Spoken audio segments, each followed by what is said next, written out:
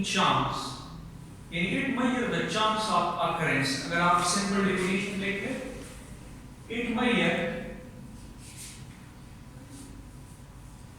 the chance of occurrence.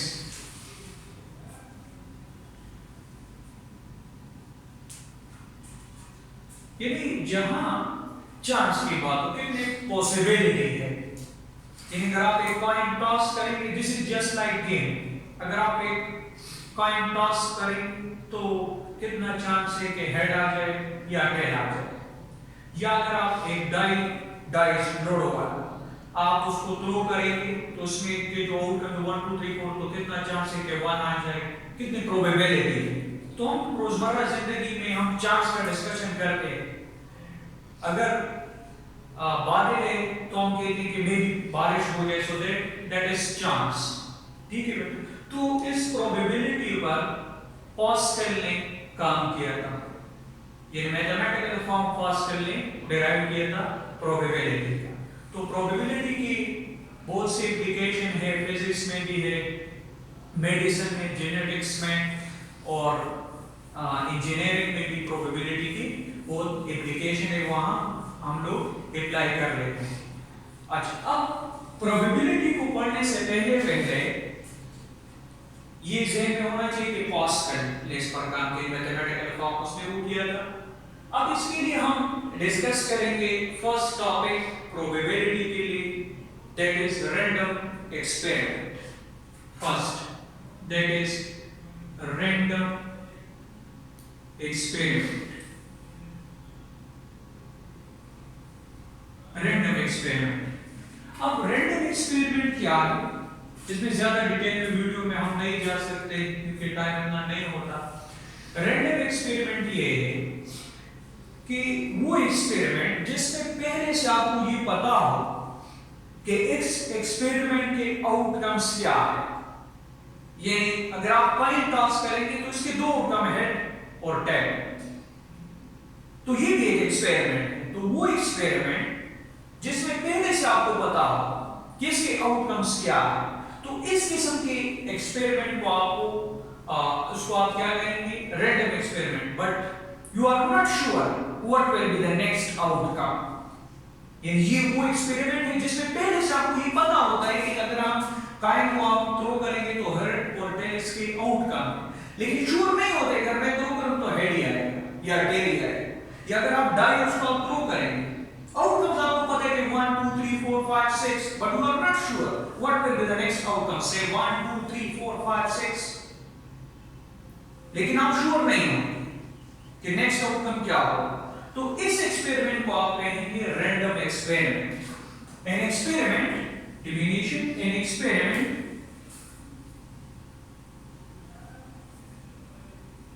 in which we know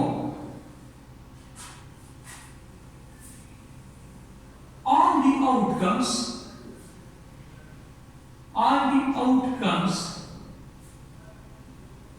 in advance, but not sure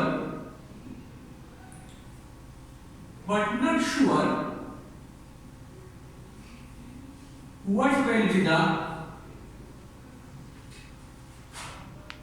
next outcome। जैसे अगर आपने आपको कहा कि अगर आप कॉइन थ्रो करेंगे तो हेड और टेल, लेकिन you are not sure that if you will try you will get tail, that is must no, you are not sure।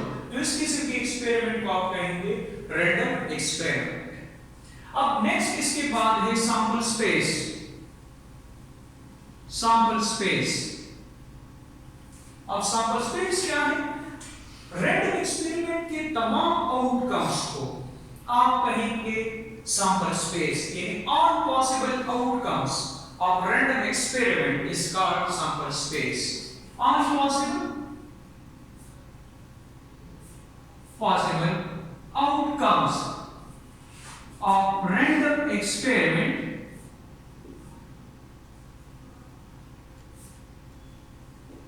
is called sample space. All possible outcome of random experiment is called sample space. Sample space को आप denote करेंगे by capital S से। Possible outcome, अगर आप एक coin draw करें तो इसका आउटकम क्या है, वो 10। तो एक कॉइन का सैंपल स्पेस ये है। अगर आप डाई आप ड्रॉ करेंगे तो उसका सैंपल स्पेस है 1 2 3 4 5 6, ये उसका सैंपल स्पेस है।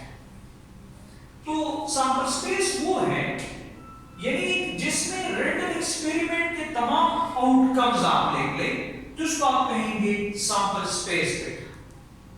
अब इसके सैंपल स्पेस के जो एलिमेंट होंगे उसको आप सैंपल पॉइंट कहेंगे, यानी हेड ये सैंपल पॉइंट है इसका। अगर आप ये देख ले डायग्राम तो इसका सैंपल पॉइंट्स आपके पास क्या है 1 2 3 4 5 6, इसके एलिमेंट्स को आप सैंपल पॉइंट कहेंगे। अब यहां अगर आपके पास आपके पास 2 डाई यानी आप 2 कॉइन्स आप टॉस करेंगे, अनबाइस्ड कॉइन अगर आप टॉस करेंगे तो अब 2 करेंगे 3 करेंगे 4 करेंगे तो अगर आपसे क्वेश्चन पूछा जाए कि इसके सैंपल स्पेस में कितने एलिमेंट्स हैं, यानी ये तो सही है कि आप एक कॉइन टॉस है तो उसका आप ये सैंपल स्पेस लिख सकते हैं से, यानी अगर आप 2 कॉइन्स टॉस कर ले तो इसका सैंपल स्पेस तो आपको पता है हेड 10, यानी 2 कॉइन टॉस करेंगे तो हेड ये भी आ सकता है, हेड 10 भी हो सकता है, 10 हेड भी हो सकता है और 10 ये तो आप बना सकते हैं। लेकिन अगर 3 कॉइन्स हो 4 कॉइन्स हो 6 कॉइन्स हो उसको आप टॉस करेंगे तो उसके सैंपल स्पेस में फिर आप किस तरह का ये तो आप बनाएंगे तो ये मुश्किल काम है, ये 2-3 के लिए तो आप कर सकते हैं 2 कॉइन्स 2 3 कॉइन्स। तो अब हम इसके लिए फार्मूला लिखवाते हैं कि इसमें कितने एलिमेंट्स होंगे। अगर 3 कॉइन्स आप टॉस कर ले 4 तो इसमें हम ये फार्मूला यूज करते हैं, दैट इज ये नंबर ऑफ एलिमेंट, इसका मतलब ये होगा NSU n of s2 में तो इसका मतलब है कि number of element in sample space is 2 power n। अब आप कहेंगे कि सर ये 2 पावर n आपने क्यों लिख कर लिया, 3 पावर n क्यों नहीं लिखा? तो 3 इसलिए नहीं लिखा, 2 पावर n इसलिए लिखा कि इसके आउटकम्स 2 है, काइंड्स के आउटकम 2, तो इसी वजह से हम 2 पावर n लिखेंगे। n क्या है, जितने टाइम्स आप उसको टॉस करेंगे कितने टाइम्स, जितने टाइम्स आप उसको टॉस करेंगे कितने टाइम्स उसको टॉस करेंगे। तो अब यहां देखते हैं अगर 2 टाइम्स टॉस है ये 2 टाइम्स तो 2 पावर 2 दैट इज 4, यानी अगर आप देखते हैं 4 एलिमेंट्स। अगर 3 टाइम्स टॉस है तो 2 पावर 3 आप देखेंगे व्हिच इज 8। तो इससे एमसीक्यू बन सकता है if 3 coins are tossed then the number of elements या sample points in sample space is 3 coins to 2 power 3, यानी क्या होगा 8 हो 10। So this option is correct. 3 coins है, 4 coins to 2 power 3, 5 coins है to 2 power 6 आप लेंगे, so that will be 64। अब इसके बाद अगर डाई है तो उसके लिए आप क्या यूज करेंगे, ये 6 पावर n, क्योंकि इसके आउटकम 6 है, so that is why we will use 6 power n। तो ये हो गया आपके पास। अब इसके बाद है इवेंट। इवेंट क्या है ये स्टेप बाय स्टेप आप पढ़ेंगे तो तब हम डिफाइन कर सकते हैं probability in the mathematical form. अब इवेंट क्या है, any subset of sample space is called event set। in event any subset of sample space is called event। Set तो होगा जरूर। अब अगर आप क्या देखें से एक कॉइन आपने टॉस किया हुआ है, इसका एक सबसेट लेंगे, तो ये इज का सब्स्टिट्यूट, या इसको आपसे ए से डिनोट कर ले, से बी आप ले which is say tab. तो any subset of sample space is called event. अब next यानी फर्स्ट आपको रैंडम एक्सपेरिमेंट का पता होना चाहिए कि वो एक्सपेरिमेंट जिसमें आपको पहले से ही पता हो कि इस एक्सपेरिमेंट का आउटकम्स क्या है, but you are not sure what will be the next outcome, so this is known as the random experiment. Sample space क्या है? All possible outcomes of random experiment is called sample space. और फिर sample space अगर 2 coins है 3 का तो 2 power का formula use करेंगे. अब इवेंट क्या है? Any subset of sample space is called event. अब इसके बाद है कि mutually disjoint events क्या है? Step by step जाएंगे. Mutually exclusive disjoint event. अगर दो इवेंट्स थे, से एक है ए और एक है बी, दो इवेंट्स हैं, और अब इन दो इवेंट्स का इंटरसेक्शन आपके पास एम्प्टी हो, यानी दो इवेंट्स आप ले, यानी म्यूचुअली डिस्जॉइंट या म्यूचुअली एक्सक्लूसिव इवेंट का मतलब ये है कि अगर आपके पास दो इवेंट्स है, तीन जो जितने भी आप उसका इंटरसेक्शन ले रहे, तो वो अगर एम्प्टी है तो फिर आप कहेंगे कि ये दो सेट्स आपके पास, ये जो इवेंट्स है ये क्या है? डिस्जॉइंट है, म्यूचुअली डिस्जॉइंट या म्यूचुअली एक्सक्लूसिव है. अगर आप ये एग्जांपल ले हेड और टेल यानी ए और बी, इसमें कोई एलिमेंट कॉमन नहीं है तो इसका इंटरसेक्शन एम्प्टी है. तो ये आपके पास हो गया कि म्यूचुअली डिस्जॉइंट इवेंट का मतलब क्या है. सही. अब इसके बाद है simple element, simple event or compound events and compound events.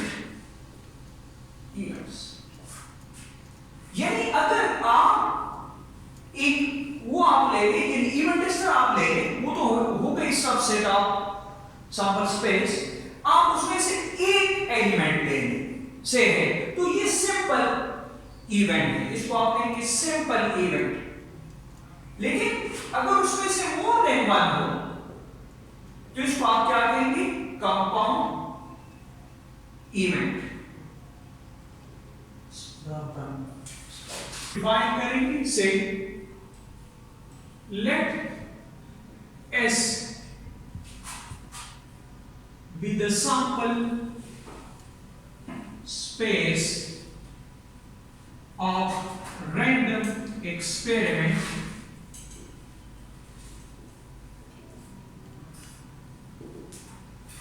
and E is event, then the probability of an event E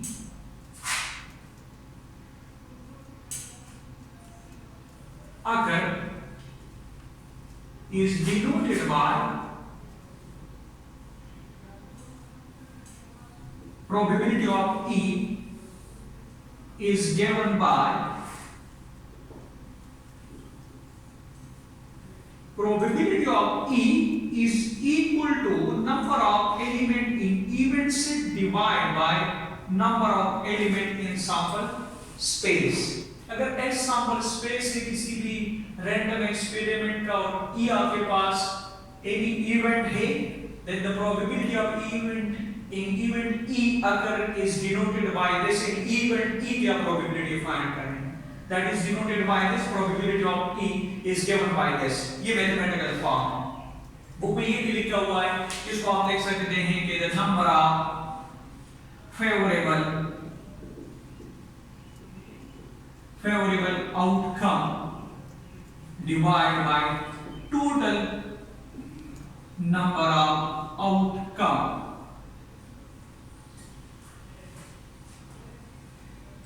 यानी इसका मतलब ये कि number of element in event set divided by number of element in sample space. हमेशा अफान में आपके पास क्या होंगे, यानी सैंपल स्पेस में कितने एलिमेंट्स हैं, यानी अगर एक कॉइन टॉस है उसके सैंपल स्पेस में 2 एलिमेंट हैं तो 2 आप लिखेंगे, 3 कॉइन टॉस है तो 2 पॉसिबल दैट विल बी 2 अफान में आप लिखेंगे।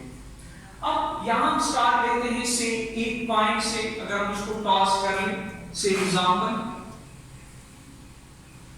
सी आपने एक कॉइन ले लिया जिसके सैंपल स्पेस में से हेड और टेल। अब से कि आप एक इवेंट ले लें जिसमें है एक एलिमेंट है हेड, बी आप ले लें जिसमें है से टेल। से आप फाइंड करते हैं हेड की प्रोबेबिलिटी इसमें, तो डिफिनेशन क्या है, यानी the probability of A is equal to A की प्रोबेबिलिटी, यानी हेड की probability. So number of element in the set A even set number of element in sample space में कितने एलिमेंट हैं, A में 8 एलिमेंट है, that is 1 divided by, इस 1 का मतलब है कि इसमें 8 एलिमेंट है हेड, इसमें कितने हैं 2 हेड और टेल डिवाइड बाय। तो अगर एक कॉइन टॉस है तो उसमें हेड आने की probability 1/2 that represent the 50% probability. अब सिमिलरली अगर आप प्रोबेबिलिटी ऑफ बी, मतलब ये है कि अगर आप 10 की प्रोबेबिलिटी फाइंड करेंगे तो वही आप यूज करेंगे, सो दैट इज 1/2, इसकी प्रोबेबिलिटी भी 1/, दैट इज द 50% प्रोबेबिलिटी, यानी 10 की प्रोबेबिलिटी इतना चांस है। यानी अगर आप एक कॉइन टॉस करेंगे तो हेड की प्रोबेबिलिटी भी 50% है और 10 की प्रोबेबिलिटी भी 50%।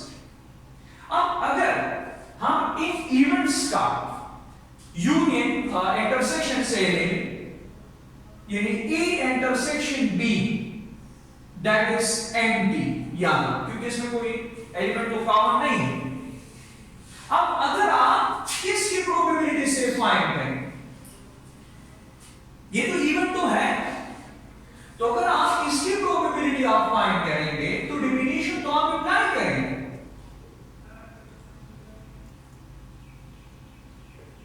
अब इसमें कितने एलिमेंट है, 0, सो 0 डिवाइड बाय 2 व्हिच इज 0। तो इसका मतलब ये हो गया, अगर आप इसकी जगह एंटी भी आप पुट कर लें तो जिस इवेंट की प्रोबेबिलिटी 0 हो, जिस इवेंट की प्रोबेबिलिटी 0 हो उसको आप कहेंगे इम्पॉसिबल इवेंट, इम्पॉसिबल इवेंट, ये इंपॉर्टेंट, इम्पॉसिबल इवेंट जिसकी प्रोबेबिलिटी 0 उसको आप कहेंगे इम्पॉसिबल इवेंट। अब अगर आप इन दो सेट्स का आप यूनियन लेंगे so we get sample space, क्योंकि अगर आप देख लें इसमें हेड है इसमें टेल है, तो that is head tail, so that represent the sample spaces. See अगर आप इसकी प्रोबेबिलिटी फाइंड करेंगे, so probability of A union B, यहां ये क्या है, प्रोबेबिलिटी ऑफ एस है ना, इसका मतलब तो ये हो जाएगा number of element in S divide by number of element in S, क्योंकि यहां इवेंट बन गया, तो 2 divided by 2 is 1. So whenever the probability of event set is 1, तो इस event set को आप कहेंगे जिसकी probability 1 represent the 100% probability, तो इसको आप कहेंगे sure event or certain event। तो सैंपल स्पेस की प्रोबेबिलिटी ये हमेशा आपके पास 1 होगी, 1 रिप्रेजेंट द 100% प्रोबेबिलिटी। अगर आप यहां ऑब्जर्वेशन कर ले से ये तो मैंने एक कॉइन के लिए ले लिया, प्रोबेबिलिटी हमेशा या 0 होगी या 1 या इन बिटवीन। अगर इवेंट ए है, that is important to be note, say event E है तो इसकी probability less than or equal to 1 greater than or equal to 0 होगी, या 1 होगी या 0 या इन बिटवीन, 1 से ग्रेटर नहीं हो सकती। So this relation is very important for the probability, कि आपके पास अगर एक इवेंट है तो उसकी प्रोबेबिलिटी या 1 होगी या 0 होगी। 0 कब होगी? अगर आपके पास एंटी हो, यानी जिसको हम इम्पॉसिबल इवेंट कहते हैं, तो इम्पॉसिबल इवेंट की प्रोबेबिलिटी 0 होगी। और 1 कब होगी? जब सबस्टेंस की आप प्रोबेबिलिटी लेंगे, so that is the sure event. Sure event की प्रोबेबिलिटी या सर्टेन इवेंट की प्रोबेबिलिटी आपके पास 1 होगी। तो probability will always lie between 0 and 1, either it will be 0 or 1 or in between। तो इसे हम MCQ भी बना सकते हैं। For any event E, we have probability of E is less than greater than 0, probability of E less than or equal to 1 greater than 0। So this one is correct। तो ये आपके पास ये रिलेशन हम use करेंगे, ये आपको पता होना चाहिए।